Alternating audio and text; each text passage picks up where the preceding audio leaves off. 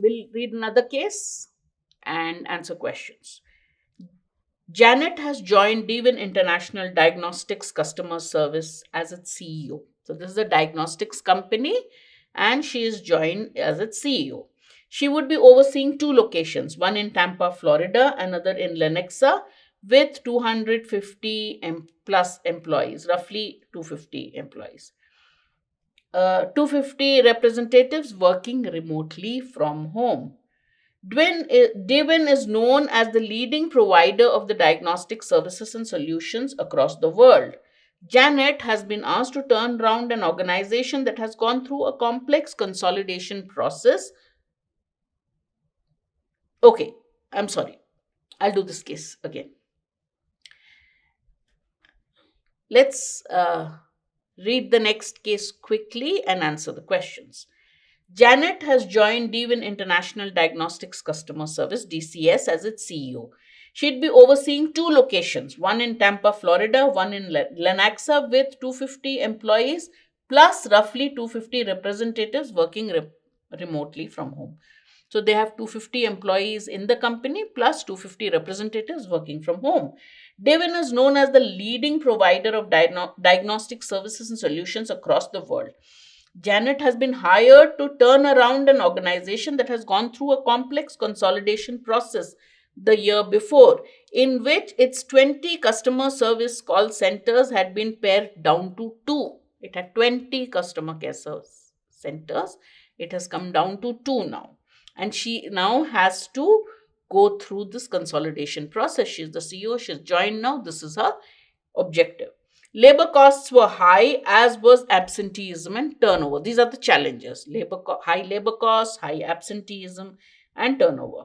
Customers were dissatisfied with the quality of service, and some were taking the business to Devon's chief competitor.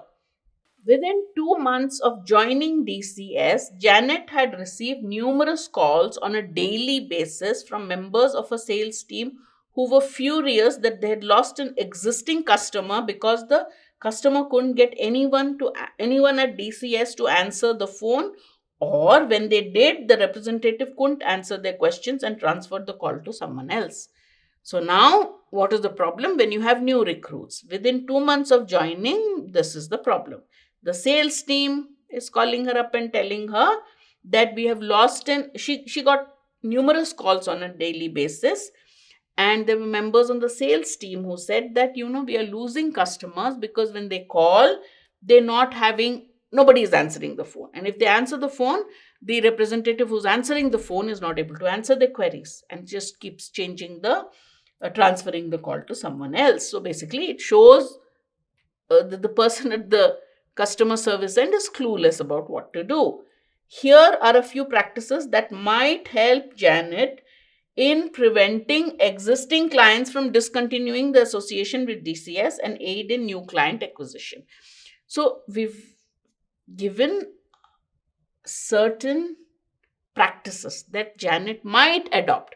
Which one do you think she should adopt? That's what the question is asking. Plugging in only with frontline employees in an intimidating and threatening way to make them understand the concept of ownership. Intimidation is not going to make them more efficient. So A doesn't make sense. Interviewing reps, representatives, supervisors, and managers. All right. So she gets personally involved. Watching them doing their job. Yes. Including double jacking so that she can listen in the calls. Then she will know what are the complaints, where is the problem, and what is the solution to it.